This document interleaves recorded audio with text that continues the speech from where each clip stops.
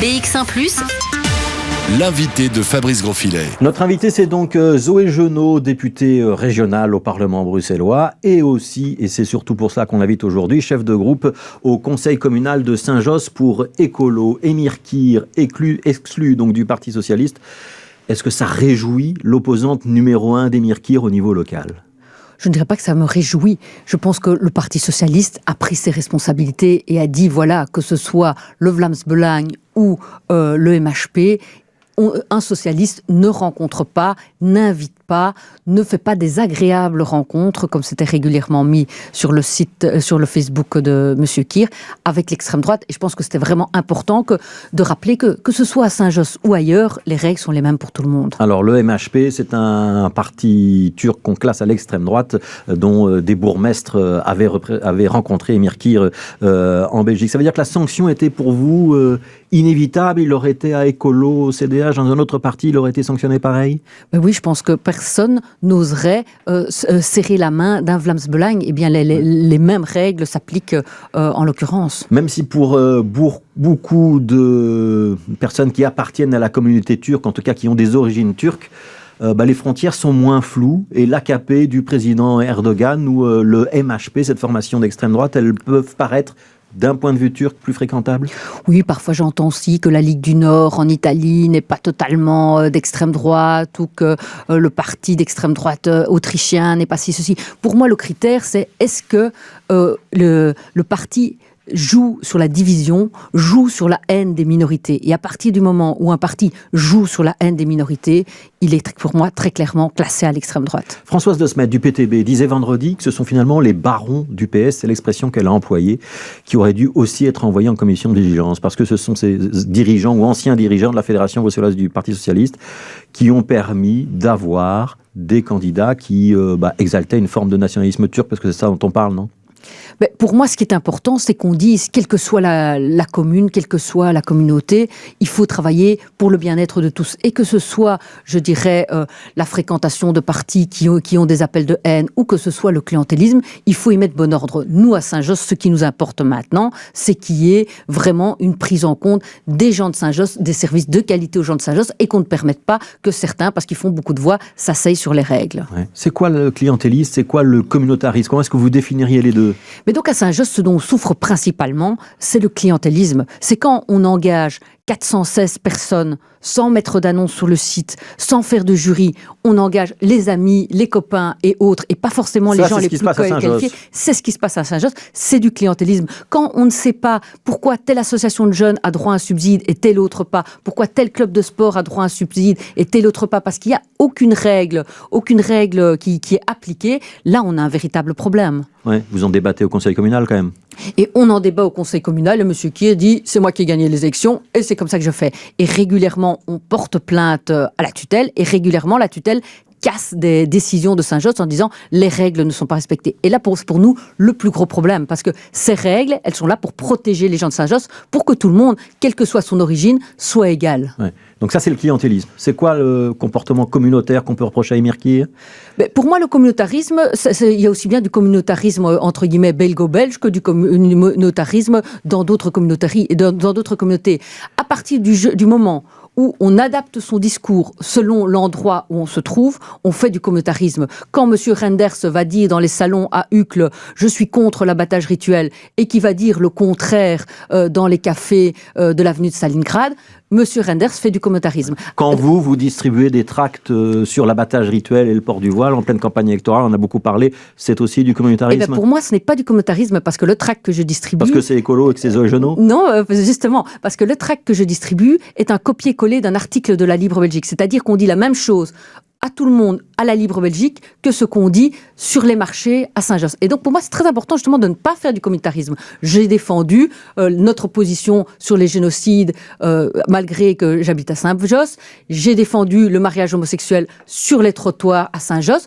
Je défends la même chose quel que soit le lieu. Parce que justement pour moi ne pas faire du communautarisme, considérer tous les citoyens comme des égaux, c'est leur parler de la même manière quel que soit l'endroit. Donc le communautarisme, c'est tenir un discours dans un cénacle et un autre dans l'autre, en fonction de l'interlocuteur. Tout à fait. Et ça, c'est vraiment inacceptable. Ouais. Qu'est-ce qui va se passer au conseil communal maintenant? Émir Kir, il va rester bourgmestre? comme indépendant ou vous allez tenter de le renverser maintenant qu'il n'a plus le soutien de son parti?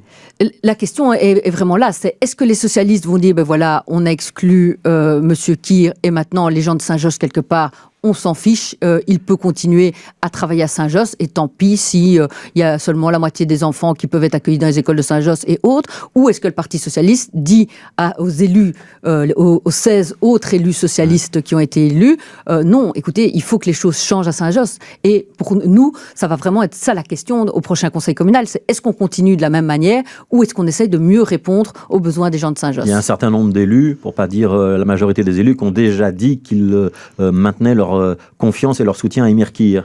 Moi, j'attends de voir ce qui va se passer à un vote secret, parce que je me rappelle une fois où M. Kir voulait désigner M. Akiol, qui avait appelé à la démolition du monument sur le génocide au CPS. Il y a eu un vote secret et toute une partie des socialistes n'ont pas voté le soutien à M. Akiol. Ça veut dire que vous regardez avec beaucoup d'intérêt, voire un peu de gourmandise, ce qui va se passer ce soir lors de la réunion de la section locale du Parti socialiste? Non, je pense qu'à la section locale, je veux dire, il n'y aura pas beaucoup de surprises. Moi, j'attends de voir ce qui va se passer si la régionale du Parti socialiste dit, voilà, Saint-Josse, on ne s'en fiche pas et on veut que ça bouge. Ouais. Là, j'attends de voir ce qui se passera. Mais il n'y a pas moyen de renverser un bourgmestre en région bruxelloise, Zoé Genot, c'est compliqué. Ce qu'on sait, ce qu'on a déjà vu dans d'autres communes, c'est qu'un échevin, par exemple, qui posait problème, comme M. Merir-Manus, par exemple, à Jette, eh bien, on lui a repris toutes ses compétences et donc il était échevin sans aucune compétence. Ce sont le reste de l'équipe qui gérait les affaires. Et donc, il y a plein de choses qui peuvent être faites si on veut les faire. Vous avez eu des contacts avec le PS ? On a eu quelques contacts avec le PS, comme on a eu des contacts avec le CDH ou avec le MR. C'est clair qu'on discute. Ça veut dire que vous tendez la main éventuellement au Parti socialiste pour essayer de faire une majorité alternative sans Émir Kir? Mais nous, s'il y a moyen de travailler de manière moins clientéliste et en utilisant tout l'argent que Saint-Josse a, parce que rappelons-le, Saint-Josse est la seule commune populaire riche pour vraiment s'occuper des plus jeunes, des plus âgés, des plus vulnérables de la commune, on est prêt en effet à donner un coup de main. Ouais, vous l'avez dit aux socialistes? Vous étiez prêts? On l'a dit à certains socialistes et on va le dire plus officiellement. Ça veut dire? Ça veut dire qu'on va envoyer un courrier à la locale du Parti socialiste de Saint-Josse pour dire que s'il y a la volonté de recommencer sur de meilleures bases, non clientélistes et autres, eh bien, on est prêt à les soutenir. Ouais, ça, c'est un courrier que vous faites à la locale. Vous ne faites pas de courrier à la régionale du Parti socialiste, ceux qui ont exclu Émir Kir de leur rang? Donc là, je pense que c'est une discussion qui doit se faire de régional à régional et les contacts sont réguliers là aussi. Ouais. Vous y croyez à un renversement d'Émir Kir à la commune de Saint-Josse? Honnêtement. Je pense que ça va être que c'est compliqué. Sur les 29 sièges, on a 17 pour la liste du bourgmestre, donc pour le PS.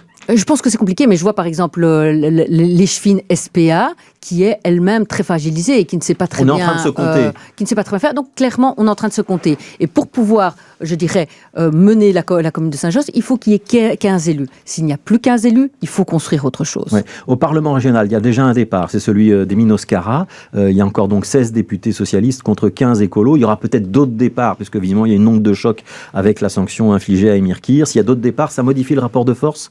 Il faut renégocier les équilibres au sein de la majorité bruxelloise ou pas? Mais donc nous, notre volonté n'est pas de sauter sur chaque défection pour faire bouger les choses. Par contre, et déjà à l'heure actuelle, le Parti socialiste était premier en région bruxelloise. Nous avions été premiers en région bruxelloise au niveau fédéral. Donc, on a des rapports assez équilibrés avec le PS et je pense que l'important pour nous, c'est que l'équipe bruxelloise continue à mettre régulièrement des projets sur la table qui font bouger les choses. Oui, donc si le PS continue à perdre 1, 2 ou 3 députés, ça ne changera pas le rapport de force ou la manière dont les compétences ministérielles ont été réparties. En tout cas, à ce stade-ci, il n'y a pas de volonté pour nous de renégocier. Ouais. Dernière question, Zoé Genot, avant le journal.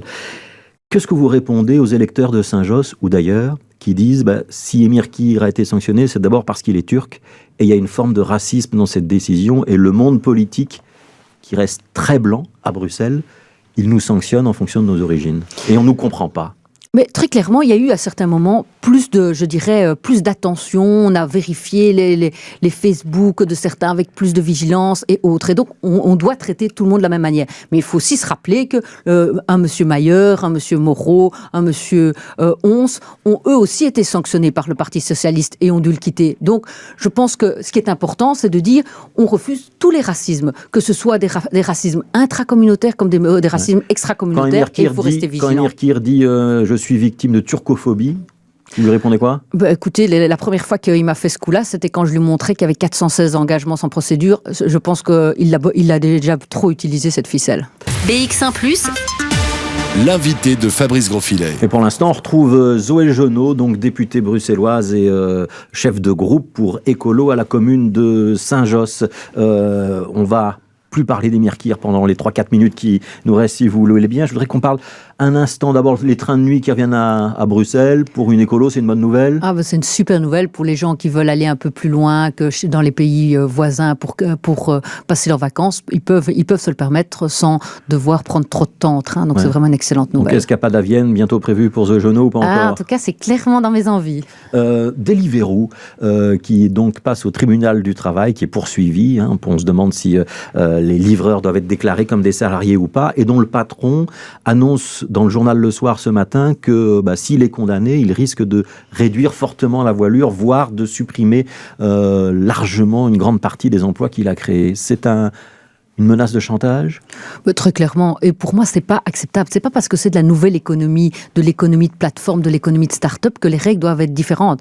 Si on commence à permettre que chacun choisisse si les gens sont indépendants ou salariés, il n'y a plus aucune règle qui est respectée. Alors le boulanger décide de ne plus payer son salarié, mais de le payer seulement à la tâche. Chaque fois qu'il vend un pain, il le paye, et quand il n'y a personne dans la boutique, il ne le paye pas. Je pense qu'on s'est énormément battu pour qu'il n'y ait plus du paiement à la tâche, mais que les gens soient salariés et un revenu fixe en fin de mois. Quand on s'est énormément battu, ce sont les syndicats, il y a des dizaines d'années. Etc. Tout à fait. Et donc, je pense que c'est vraiment important de préserver cela. Parce que quand on voit les jeunes, à l'heure actuelle, qui sont sur leur vélo, ils se cassent la figure à vélo. C'est pour eux les frais de santé et autres. C'est pour eux le fait de ne plus être payés pendant qu'ils sont sur leur lit d'hôpital. Mais c'est toute la nouvelle économie qui fonctionne comme ça. Uber, c'est un peu le même système. Justement, donc moi, je pense qu'il faut faire respecter les règles, que ce soit Uber, que ce soit Airbnb, que ce soit Deliveroo. Il y a des règles et il n'y a pas de raison que certains doivent suivre ces règles, c'est-à-dire, entre guillemets, les petits commerces, les petits entrepreneurs et autres, et que par contre, les grandes multinationales, elles puissent dire, ces règles, on s'en fout, et on fait du chantage aux politiques. C'est inacceptable. Alors, Paul Magnette, qui envisageait, c'était hier midi sur RTL, qu'on aille vers un gouvernement provisoire, donc un accord de gouvernement qui serait limité dans le temps. Ça vous semble une bonne idée ou pas ? C'est vrai qu'on est dans une situation assez désespérante, et je vois que Magnette essaye, je dirais, de débloquer la situation. Tout le monde a plutôt envie qu'on aille vers quelque chose vers un véritable gouvernement avec un programme un peu à long terme, parce que déjà maintenant il ne reste plus beaucoup d'années pour bosser, et on sait qu'entre le moment où on commence et le moment où les projets se réalisent, ça prend du temps.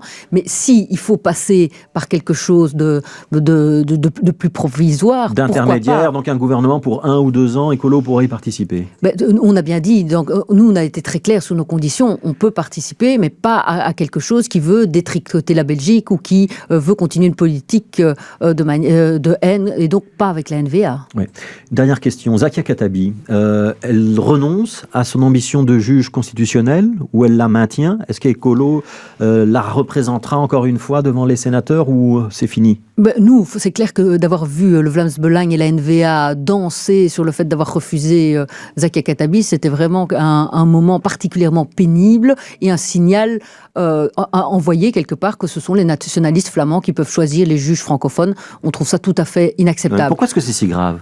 Parce que, je veux dire, est-ce qu'une petite minorité, c'est-à-dire la NVA et le Vlaams Belang, soutenus par quelques autres députés, peut décider que dorénavant, eux choisiront les juges francophones qui peuvent y aller ou pas. Ouais. Et celle-là, elle est trop étrangère, celle-là, elle est trop grande gueule. Non, ça va pas, quoi. C'est une désignation aux 2 tiers du Sénat, il fallait les 2 tiers. Il fallait les 2 tiers, mais on sait très bien que la tradition est que la Cour constitutionnelle est à moitié juridique, à moitié politique, et que les partis, chacun à leur tour, en fonction du résultat que leur ont donné les électeurs, peuvent choisir qui ils y envoient. Et donc, est-ce qu'on représentera Zakia Khattabi ou pas ? Ça, on va en discuter collectivement en interne chez nous. Je ne sais pas si elle a encore vraiment envie, mais en tout cas, pour nous, c'est important d'avoir cette discussion. Oui, ça veut dire qu'il y a des sénateurs, outre le groupe du Vlaams Belang et de l'NVA qui avait clairement annoncé qu'ils voteraient contre elle, c'est-à-dire qu'il y a quelques autres sénateurs qui ont également joint leur voix au groupe nationaliste. Ça veut dire que vous le regrettez ou... Mais quand Le vote est un bulletin secret. Hein. Tout à fait. Et donc, ça, je pense que c'est un problème que les électeurs ne puissent pas savoir qui soutient ou qui ne soutient pas. Et donc, ça aurait été tout à leur honneur d'expliquer leurs arguments. Parce qu'à l'heure actuelle, on a entendu quoi? Des fake news que la police a démontées et autres. On a besoin d'arguments. Merci beaucoup, Zoé Genot, d'avoir été notre invitée.